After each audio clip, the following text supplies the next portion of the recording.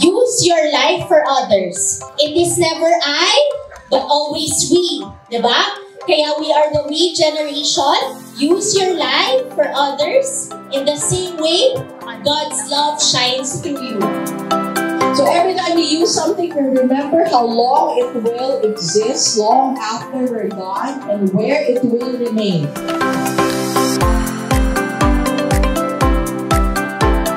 Pero siya ang realization na, grabe pa rin talaga yung sacrifice ni God, no? Grabe ka yung sacrifice ni God. Kasi kami nga kanina, maganda na yung nililibot natin eh. Pero nagreklamo pa tayong mainit.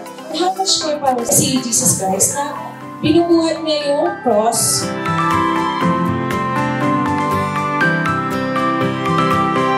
So, araw-araw, yung staff, yung management dito, they have to maintain yung kagandahan at yung walang kalat dito. So, lahat sila nagkakaisa para ma-enjoy ng mga guests tulad nyo yung place na to.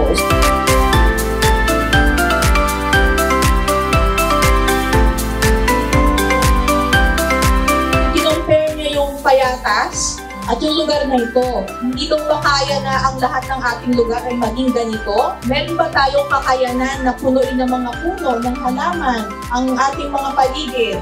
Bakit daw hindi ginagawang ganito lahat? Kasi nakita niyang kaya.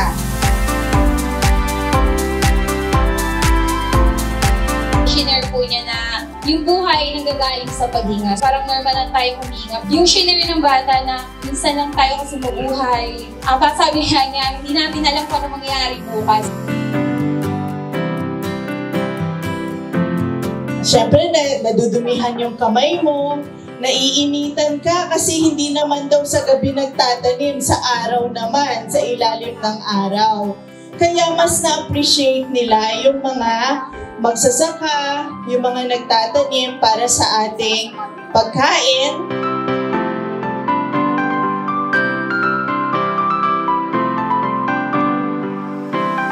Mahirap, maging mahirap talaga. Siguro dahil yung nakita natin sa mga farmers, no? Tapos naawa sila kasi tayo nga nagganon lang eh. Binaon lang naman natin talaga yung tayo nagkarga ng lupa, di ba? Tapos yung malabasa, dumating sa punto na 1 kilo bibilin lang ng 5 piso. Paano pa wala nang gusto maging farmer? So, pa-consumer na lang tayo lahat, wala nang producer, di ba?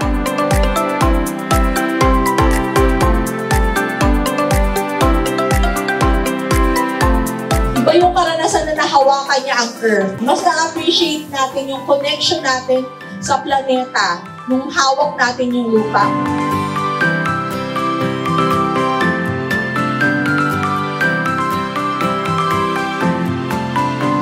Ako po personally, parang feeling ko nasa retreat ako. Nagiging emotional ako kanina kahit ang init.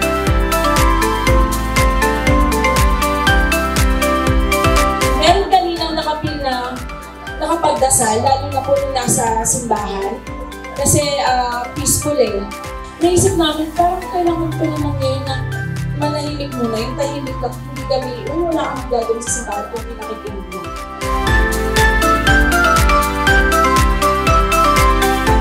Natutuwa ako dahil may mga ganitong kabataan. Sana pagpatuloy yung ganitong idea na tungkol sa environment. Kasi nawawala na eh. Sa buhay talaga natin yung small action na gagawin natin, maging malaking impact yun sa environment. Sabi nila yung nature, hindi lang na hinihil physically eh. Hinihil na yung soul mo, lahat. So ganun na powerful yung nature, napaka-independent nga eh. Para siyang representative ni God. Maswerte kayong lahat ngayon dahil ngayon pa lang nagsisimula na kayo. At yun ay hindi lang para sa inyo, kundi para sa mga magiging anak nyo na rin. Diba? Yung ibabalik natin yung ganda ng nature.